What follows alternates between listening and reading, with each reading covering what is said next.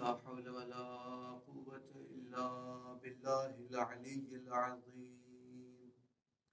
أعوذ بالله من الشيطان اللعين الرجيم. بسم الله الرحمن الرحيم. الحمد لله رب العالمين، والصلاة والسلام على أشرف الأنبياء والمرسلين سيدنا ومولانا أبي القاسم محمد اللهم صل على وعلى الطيبين الطاهرين المعصومين المظلومين وعلى لعنة الله على أعدائهم أجمعين. أما بعد، فقد قال الإمام السجاد عليه الصلاة والسلام: بسم الله الرحمن الرحيم. إن للعباس عند الله تبارك وتعالى منزلة يغبطه جميع الشهداء يوم القيامة. صلى محمد صل على محمد وعلى محمد. عزیزان محترم سامعین اور برادران اسلام، میں نے جس حدیث شریفہ کو آپ کے سامنے اپنی اس مختصر سی گفتگو کا عنوان قرار دیا ہے، اس سے واضح ہے کہ ہماری آج کی اس گفتگو کا موضوع عظمت اور مقام ابوالفضل عباس علیہ الصلوۃ والسلام ہے۔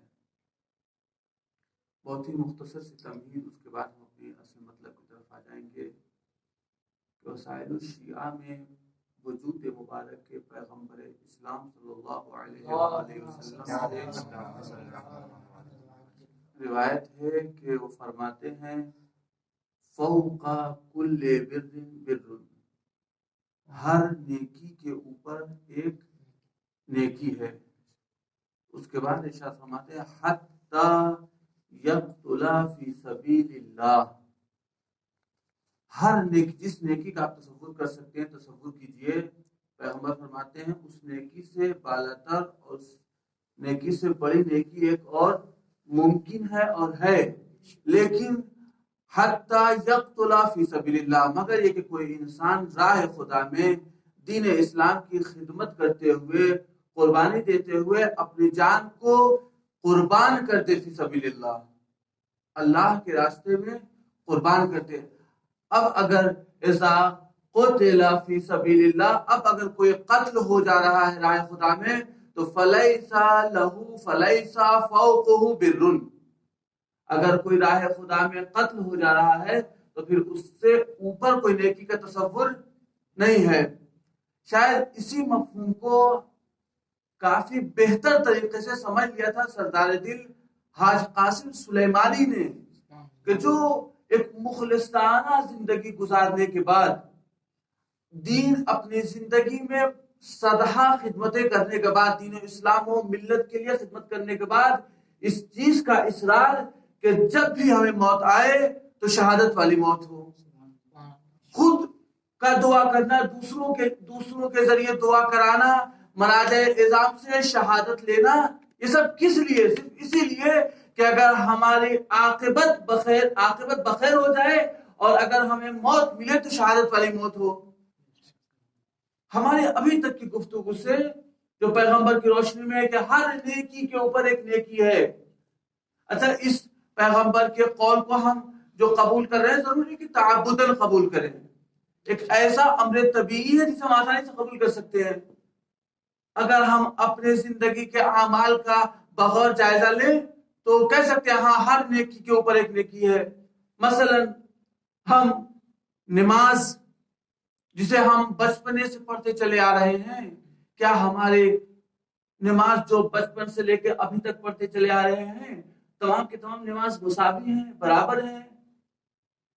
آج کی وہ نماز، آج کی نماز صبح جو ہم نے گھر پہ پڑھی اور پھر نماز ظہرین مثلا اس مقام پہ پڑھی، یہاں پر پڑھی جہاں پر ہر مناسبت پہ ذکر فضائل و مصائب اہل بیت علیہ السلام ہوتا مساوی ہے، برابر ہے؟ یا اور درجے کو بڑھا لیجئے، ہماری وہ مغربین کی نماز جس کو ہم نے حرم حضرت معصومہ میں پڑھی ہو، وہ بھی با جماعت، کیا ہمارے اس گھر کی نماز کے برابر ہے، مساوی ہے؟ اچھا، اگر ہمارے اس اعتباری مراتب اور مراحل شاید مورد قبول نہ ہو، تو پھر وہ مقامات جو روایت میں بیان کیے گئے ہیں اسے ملاحظہ فرما لیں۔ گھر کی نماز پڑھی ہوئی 1 رکعت کے بدلے 1 رکعت کا ثواب، لیکن اگر آپ اسی نماز کو مسجد میں پڑھیں، مسجد اگر محلے کی ہے تو 25 رکعت، اگر جامع مسجد ہے تو اعتبار اور بڑھ جاتا ہے۔ پھر مکہ اور مدینہ کی مسجدوں کا مرحلہ آتا ہے۔ تو گویا ہم اگر اپنے صرف نماز کا جائزہ لیں تو نماز میں کم و زیادہ مرتبے کا سامنا کرنا پڑتا ہے۔ سمجھ میں آتا ہے کہ یہ نماز کا درجہ پائن ہے، اس نماز کا درجہ بالا ہے۔ اسی طریقے سے ہم روزے کو لیں، ہمارے روزے بھی باہم فرق کرتے ہیں، مراتب کے لحاظ سے فرق ہیں۔ وہ روزہ وہ رمضان کا روزہ جسے ہم مثلا قم کے سرزمین پر اے سی اور کولر میں رہ کر کے رہ رہے ہوں، اور وہ روزہ جو ہندوستان کے ہم کسی ایسے گاؤں میں جس میں لائٹ کا کنیکشن ہی نہ ہو، کیا یہ دونوں روزہ برابر ہے، مساوی ہیں؟ اگر برابر اور مساوی ہوتے تو مولا کائنات یہ ارشاد نہ فرماتے کہ ہمیں گرمی کا سخت ترین روزہ جس میں سخت ترین گرمی پڑے وہ روزہ زیادہ پسند ہے۔ اگر ہم یہاں پر یہ کوئی کہے کہ نہیں ثواب کے لحاظ سے برابر ہے، مساوی ہے، تو پھر اصولیوں کا وہ مسئلہ پیش آ جائے گا کہ ترجیح بلا مرجح قبیح، بغیر کسی وجہ کے سبب کے اگر آپ کسی کو ترجیح دے رہے ہیں اور اس کی کوئی سبب نہ ہو، کوئی ریزن نہ ہو، تو یہ قبیح مانا جاتا ہے۔ ایک صلوات پڑھیں محمد وآل محمد۔ تو نماز کے اپنے مراحل، روزے کے اپنے مراتب ہیں، اسی طریقے سے شہداء کے بھی اپنے مراتب ہیں، اپنے مراحل ہیں۔ جس طریقے سے نماز کا درجہ کم اور زیادہ ہوتا ہے، روزے کا درجہ کم اور زیادہ ہوتا ہے، اس طریقے سے شہداء کے بھی درجے کم اور زیادہ ہوتے ہیں۔ اچھا، یہ چیز ایک مسلمات میں سے ہے جس کی تائید ہمارا محترم مجمع بھی کرے گا کہ دنیا شہادت میں افضل ترین اور اعلی ترین مرتبہ جو ہے وہ شہداء کربلا کا ہے۔ شہداء کربلا اعلی ترین اور بالا ترین مقام پہ فائز ہیں۔ خلاصہ کریں کہ تمام نیکیوں میں، تمام عبادتوں میں شہادت سب سے افضل، اور دنیا شہادت میں مقام شہداء کربلا سب سے افضل۔ تو پھر اس کی فضیلتوں کا کیا کہنا کہ جن کی فضیلتوں کو دیکھنے کے بعد یہ شہداء کربلا غبطہ اور رشک کریں گے۔ صلوات علی محمد وآل محمد۔ چوتھے امام ارشاد فرماتے ہیں ابھی تک تو ہم یہ سمجھ رہے تھے کہ شہداء کربلا کا اعلی ترین مقام ہے، مرتبہ ہے اور درجہ ہے، لیکن آخر کون ایسی فضیلت ہے ابوالفضل عباس علیہ السلام کے شخصیت میں کہ مقام کے شہداء کربلا جب نگاہ کریں گے تو غبطہ کریں گے، رشک کریں گے؟ کون ایسا مرتبہ اور درجہ پروردگار نے عطا کر دیا ہے کہ چوتھے امام ارشاد فرماتے ہیں عند اللہ تبارک و تعالی منزلتن، اس منزلت کی خصوصیت یہ ہوگی کہ یغبطہ جمیع الشہداء کربلا، یغبطہ جمیع الشہداء یوم القیامہ، روز قیامت یہ شہداء کربلا غبطہ کریں گے، رشک کریں گے۔ جب اگر ہم شخصیت ابوالفضل عباس پہ غور و فکر کریں تو ان کی زندگی میں ایک ایسی چیز جو سامنے آتی ہے وہ ان کا اخلاص ہے، ان کی خلوصیت ہے، ان کے اعمال میں، ان کے رفتار میں، اطاعت میں۔ خلوص ایک ایسا عمل ہے جو پروردگار کو بہت زیادہ پسند ہے۔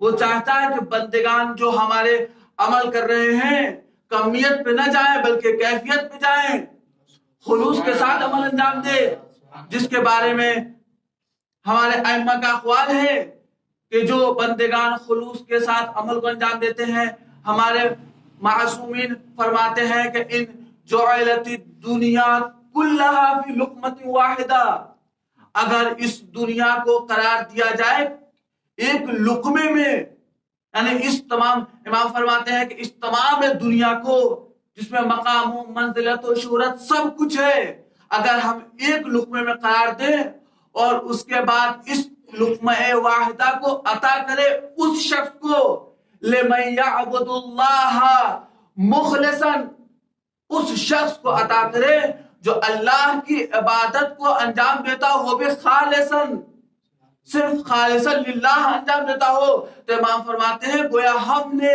اس لقمہ واحدہ کو دینے کے بعد بھی ہم یہ سمجھیں گے، تصور کریں گے کہ ہم نے حق ادا نہیں کیا۔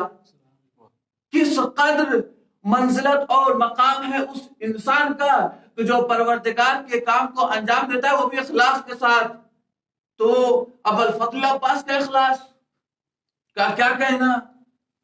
اگر ہم زندگی کا جائزہ لیں تاریخ کے صفحات میں تو بعض محققین کا یہ اعتراف ہے کہ ابوالفضل عباس کی زندگی کے بارے میں ہمیں جو کچھ ملتا ہے وہ واقع عاشورہ سے ملتا ہے، عاشورہ کے بعد سے ملتا ہے، سن 60 ہجری، سن 61 ہجری، اور اس کے بعد جو ائمہ کے اقوال ہیں ان سے ہمیں ملتا ہے۔ اگر اس سے پہلے چلے جائیں تو ہمیں کلیات کا تو علم ہوتا ہے، کلیات کے بارے میں تو ملتا ہے، لیکن جزئیات کے بارے میں جائے تو شاید ہمیں تفصیل کے ساتھ نہ ملے اور نہیں ملتا ہے۔ لیکن اچھا، تاریخ میں تو اس چیز کا اعتراف ہو گیا کہ تاریخ میں ابوالفضل عباس کی زندگی بہت تفصیل کے ساتھ بیان نہیں ہے، لیکن ہم اپنے لوگوں سے یہ سوال کریں کہ یہ بتائیے کہ آپ ابوالفضل عباس سے کتنی محبت کرتے ہیں، کتنا چاہتے ہیں، تو سب کا جواب یقیناً یہی ہوگا کہ بہت زیادہ الفت کرتے ہیں، بہت زیادہ محبت کرتے ہیں، اپنی جان کو نثار کرتے ہیں۔ بس آپ اتنا جان لیجئے کہ ہم سال میں کوئی مجلس کریں یا نہ کریں لیکن علم کی مجلس ضرور کرتے ہیں، یہ سچی جواب ہے عوام کا۔ ہم کوئی نظر کریں یا نہ کریں لیکن حاضری کی نظر ضرور کرتے ہیں، محبت کے اظہار میں کہتے ہیں کہ ہم بہت زیادہ محبت۔ اب ہمارے لیے ایک سوالیہ آپشن یہ ہے کہ یہ بتائیے جب تاریخ اسلام میں اتنے مختصر ذکر ہے ابوالفضل عباس کا تو ان لوگوں کے درمیان اتنی محبت آئی کہاں سے؟ طبیعت کا قانون تو یہ ہے کہ جس کے بارے میں جتنی نالج ہو اس سے اتنی زیادہ محبت ہوتی ہے۔ تو ابوالفضل عباس کی زندگی بہت مختصر ہمیں بیان کی جاتی ہے، ہمیں بتایا گیا ہے، لیکن محبت ہم بہت زیادہ کرتے ہیں۔ تو عجب نہ ہو پروردگار آواز دے کہ یہ اخلاص ابوالفضل عباس تھا کہ جس کی وجہ سے ہم نے کہا تم مخلصانہ عمل کو انجام دیتے جاؤ، ہم تمہاری محبت کو لوگوں کے درمیان ڈالتے چلے جائیں گے۔ ایک صلوات پڑھو محمد و آل محمد۔ سبحان اللہ۔ کس قدر فضیلت و مناقب ہے ابوالفضل عباس کے چھٹے امام کہ جن سے منسوب ہے زیارت ابوالفضل عباس۔ وہ زیارت کا ایک فقرہ اشہد لک التسلیم والتصدیق، چھٹے امام فرماتے ہیں ہم گواہی دیتے ہیں کہ آپ تسلیم کے بھی مرتبے پہ فائز ہیں، اور اس کے بعد جو تسلیم کے بعد کا مرحلہ ہے تصدیق کا، تصدیق امامت کا، آپ اس پہ بھی بدرجہ اولا بنحو احسن فائز ہیں۔ اس کے بعد جو شارحین شرح کرتے ہیں وہ بیان کرتے ہیں کہ دیکھیں پروردگار کا یہ قانون، پروردگار کا یہ الہی نظام یہ ہے کہ وہ اپنے خاص بندگان سے خاص بندگان کا امتحان لیتا ہے، وہ بھی مجہول شے سے، اس چیز سے کہ جس کو وہ ظاہر نہیں جانتا، اس سے امتحان لیتا ہے، اور جب امتحان میں کامیاب ہوتا ہے تو اسے مقام و منصب کے ذریعے نوازتا ہے۔ جیسے سب سے پہلا امتحان فرشتوں کا، جب جناب آدم کا پتلا تیار ہوا اور پروردگار نے کہا کہ ہم اس میں روح پھونکیں گے تو تم سب کے سب سجدہ کر دینا، تم سب کے سب سجدے میں چلے جانا۔ اچھا، یہاں پر میں یہ پوچھنا چاہوں گا کہ یہ فرشتوں نے جو سجدہ کیا ہے وہ جسم جناب آدم کا یا اس روح کا سجدہ کیا ہے جسے پروردگار نے پھونکا ہے؟ تو جواب یہی ملے گا کہ روح کا سجدہ کیا، اس لیے کہ جسم تو بہت پہلے سے آمادہ تھا، تیار تھا، لیکن پروردگار نے کہا جب میں روح پھونک دوں تب تم سب کے سب سجدے میں چلے جانا۔ لہذا پروردگار نے اس روح کو اس جسم آدم میں مجہول کیا، چھپایا، اس کے بعد کہا کہ تم جسم آدم کا سجدہ کرو۔ اب جسم آدم کا سجدہ سمجھا، اس نے انکار کر دیا اور کہا میں کیسے سجدہ کروں، میں تو افضل ہوں۔ لہذا پروردگار نے کہا نکل جاؤ ہماری بارگاہ سے۔ لیکن فرشتوں نے حقیقت کو سمجھا اور سجدہ کیا، تو پروردگار نے امتحان میں کامیاب ہونے کے بعد انہیں اپنا مقرب بنا لیا۔ اسی طریقے سے جناب ابراہیم کی زندگی میں دیکھیں، پروردگار نے جناب ابراہیم سے بھی امتحان لیا، حکم دیا کہ تم اپنے بیٹے اسماعیل کو ذبح کر دو۔ حکم ملتے ہی جناب ابراہیم جناب اسماعیل علیہ السلام کو لے کر کے آگے بڑھے۔ اچھا، کیا جناب ابراہیم کو معلوم تھا، علم تھا اس چیز کا کہ ہم چھری چلائیں گے پھر بھی ہمارا بیٹا ذبح نہیں ہوگا؟ قطعاً نہیں، معلوم نہیں تھا۔ اگر معلوم ہوتا تو پھر امتیاز کس بات کا، امتحان کس بات کا؟ جب چھری چلائے اور بیٹا ذبح نہیں ہوا، پروردگار کی بارگاہ میں سوال کیا کہ ہماری قربانی قبول نہیں ہوئی؟ کہا نہیں، قربانی قبول ہو گئی، تم امتحان میں کامیاب ہو گئے۔ انی جاعلک للناس سے اماما، تم چونکہ امتحان میں کامیاب ہو گئے ہو لہذا تم کو ہم لوگوں کا امام بناتے ہیں۔ اسی طریقے سے تیسرا شاہد، تیسری مثال مولا کائنات کی زندگی میں دیکھیں، اے علی تم آج کی رات ہمارے بستر پہ سو جانا۔